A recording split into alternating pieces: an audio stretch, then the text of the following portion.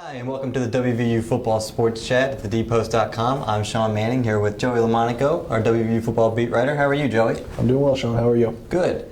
WVU coming off a win against Texas last week. It was their second win in a row. But one thing in the post-game press conference that a lot of people noticed that Skyler Howard had some ice on his hand.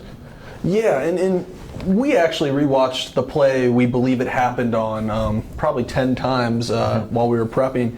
And it looked like Howard ran into a Wendell Smallwood's shin as he vaulted into the end zone on a 2-yard touchdown run.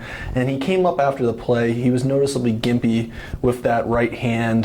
He pointed, as he always does after scoring, to his mother in the stands where she sits. But then he kind of shook his hand and he went immediately to the team doctor upon getting to the sidelines.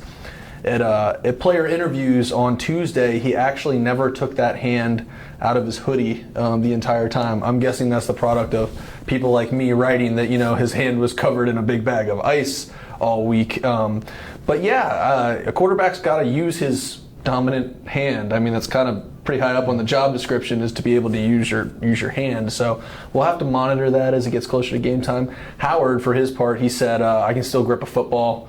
I'll be fine. I don't think it's anything too much to worry about, but definitely something to keep tabs on. Well, this week they'll be taking on a Kansas team who has been towards the bottom of the Big 12 for probably close to a decade almost at this point, and this year's really no different. They're coming in at 0-10, 0-7 in the conference. How does WVU keep itself from going in there thinking they're going to just roll the Jayhawks? Got a little quiz for you here, Sean. Who was president the last time Kansas won a road game? I'm going to assume before Barack Obama. Well, they actually won a road game in the first week of Obama's presidency, but the one they won before that was George W. Bush was in office. They've really only won one road game in the last 8+ years. They have a 34-game road losing streak, which is by far the longest across the FBS. But Dana Holgorsen doesn't need to look any further than what happened in 2013 as a cautionary tale for the Mountaineers as they go into Lawrence this week. That same Mountaineers team, they went into Kansas just like they have to this week. They were going against a dreadful Jayhawks team. They're pretty dreadful this year. That was winless in the Big 12 as they are right now, and they lost. They actually got thumped by Kansas 31-19 in a game that wasn't as close as that score reflected. So Holgorsen said today, I'll probably mention it, which was a little understated in a classic Holgs tone, but they're not going to take Kansas lightly, and they can't. Well, one reason do you think that they've been so down, especially in recent years, is because of lack of scholarship players on their roster? Oh, that's certainly a big factor, and I kind of view it as a self-perpetuating cycle. Kansas went into the summer with 64 scholarship players. For a team that isn't facing NCAA sanctions, they're not in trouble, and their scholarships aren't limited because the program did something wrong. That's unprecedented, having that few players on scholarship. The limit is 85 players. Teams are not always going to be at 85, but Coach Holgorsen said you want to be at 84, 83. So Coach David Beatty, he went into this season way behind the 8 ball. And it's one of those situations where in order to attract recruits, you have to win. But in order to win, you have to have good recruits who then become good players for your program.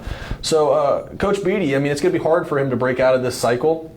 He's going to be looking for some of the players who were overlooked by larger schools in the recruiting process, some diamonds in the rough if you want to use the cliche. But that's been a big part of Kansas's struggles along with the turnover at the coaching staffs.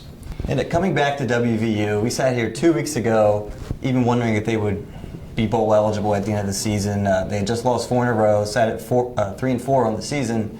But now they've won 2 in a row. They're 5-4 and just need one more win to get the bowl eligibility. It's not really a question of if they'll go to the bowl, where they'll go to a bowl. Yeah, perception is crazy in how quickly it changes and turns around.